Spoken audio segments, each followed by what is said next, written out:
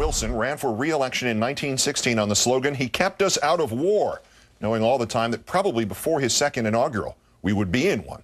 Dwight Eisenhower ran on the premise that only a warrior could know the true value of peace and devoted his farewell speech to warnings about the military-industrial complex, yet spent his presidency escalating the Cold War to immeasurable heights.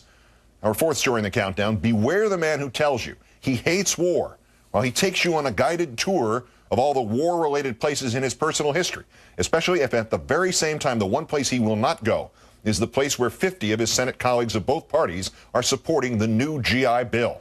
That bill, described as a no-brainer by one of its co-authors, Senator Jim Webb of Virginia. Save your puns about why Senator John McCain would not have yet endorsed it then. The presumptive Republican nominee saying, quote, "I have not yet had the chance to examine it carefully. It seems to me that it is a good thing to do, but I haven't examined it with the care it needs. But we obviously need to do something along these lines." But the bill's co-authors, Senator Webb and Republican Senator Chuck Hagel, have been actively pushing the bill for months. McCain's lack of leadership confounding, unless, as noted by Sam Stein of Huffington Post, it is compared to the resistance of the Bush administration. White House officials say the bill gives soldiers too strong an incentive to leave the armed forces and thus would produce low retention rates.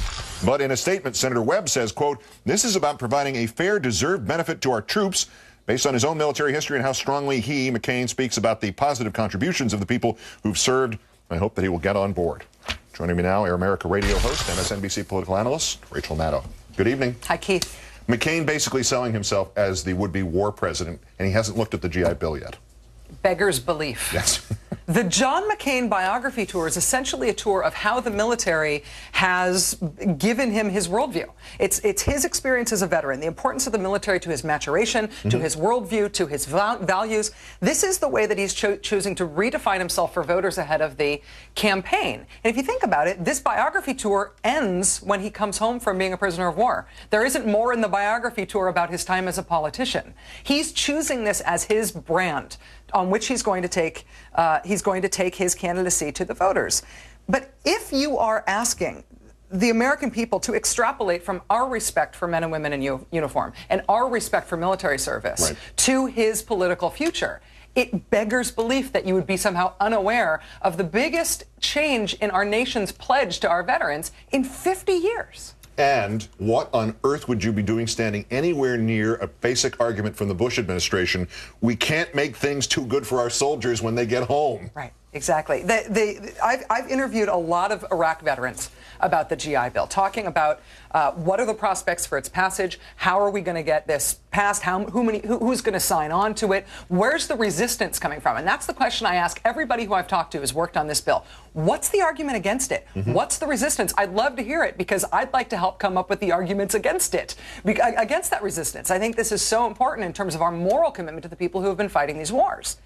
And the only argument against it is this argument from the White House that we can't possibly make things too good for the veterans because it's better for the country somehow and better for them if we leave them miserable and resourceless so that they have no choice but continued military service. But the extrapolation of that and everything else and the stop-loss programs and everything else that they've done, and McCain is going to have this fall on him at some point in this campaign, is to say, basically, we want to keep sending these soldiers back into conflict until they get killed, so we don't have to care for them later. How on earth can you be a veteran and not, raise the middle finger to that, even if it is the president from your own party? Let alone put forth those policies, put forth that record, and then say USA, USA, as if it's a patriotic take on it. Keith, we have something else that's about to happen next week in terms of the outrage of using veterans and using military service and using the armed forces as a political prop. As you know, Michael Mansour is about to be awarded the Medal of Honor. Right. Navy SEAL, who's going to be awarded that because he's going to be awarded posthumously because he threw himself on a grenade. Yeah, one of like 15 acts in his brief life that deserved that award. Yeah. Yes, exactly. And his family is scheduled to be given his Medal of Honor, and the White House has scheduled that ceremony for Tuesday. They've scheduled that ceremony as the kickoff event for General Petraeus's congressional testimony on why troops have to stay in Iraq. And that ties back into this idea that this McCain tour and the Bush administration handling of veterans and the war is the romantic, don't think too deeply about this, the dead are happier dead, even if you want to go to that point, this irrational romanticizing of war. War is a brand name. Yes, war is a brand name. I mean, John McCain has said, I'm sorry to tell you this, there's going to be more wars. There's going to be more wars. He's put the idea of the next war about bombing Iran to the tune of a Beach Boys tune.